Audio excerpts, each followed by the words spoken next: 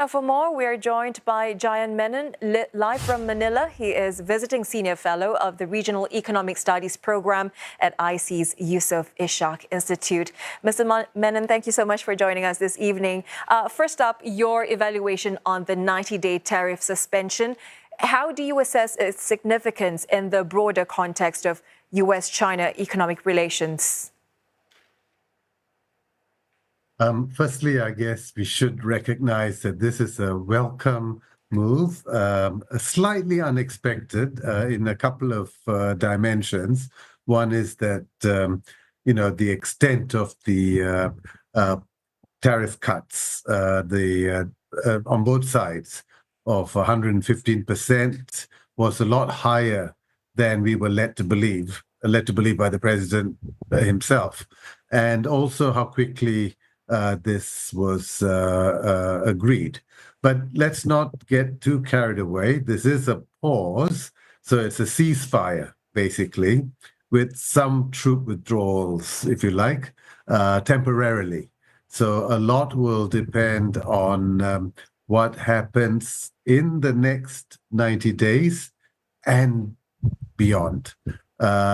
We should recognize that there is a lot here to work on, and 90 days is unlikely to be sufficient, but it'll be a start, and certainly it's a de-escalation while the pause is in place, so that's welcome news. And what's taking place within these 90 days is that the establishment of a mechanism to continue discussions. What do you anticipate this will entail, and how might it influence future negotiations between both sides?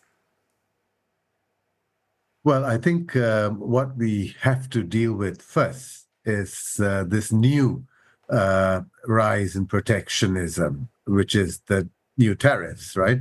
Even with this sharp reduction, we are actually in a worse position than we were before Trump took office for the second time. So 30% is still significant. So we need to look at how that can be addressed. But it's a lot more than just tariffs. I think one issue I hope will return is a level-headed discussion about the non-tariff barriers on both sides and how we might go about addressing them. I think the US has legitimate concerns about various non-tariff barriers in China relating to intellectual property and the role of state-owned enterprises and the like. But equally, I think we've seen a rise in a lot of these non-tariff barriers in the US, and a lot of them during Biden's administration, where subsidies and export controls increased sharply as the trade war escalated. So it's a lot more than just tariffs. And the main game is still non-tariff barriers.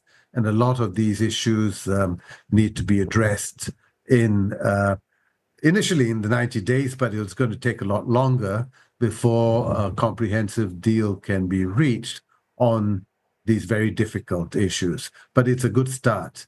I think today is a good start towards moving forward on both the tariffs and hopefully the non-tariff barriers. All right, so we're sensing some optimism there. But there's ongoing trade tensions and tariff impositions, Mr. Menon. They have disrupted global supply chains, particularly in sectors like technology and manufacturing.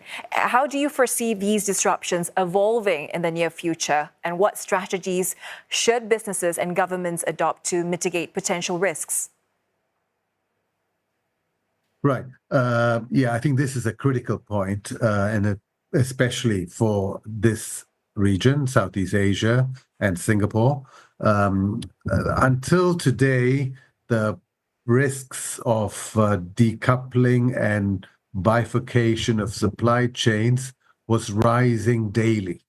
A world of duplicate supply chains was becoming more and more of a reality, but that has now been put to a stop for now. Let's see how things evolve.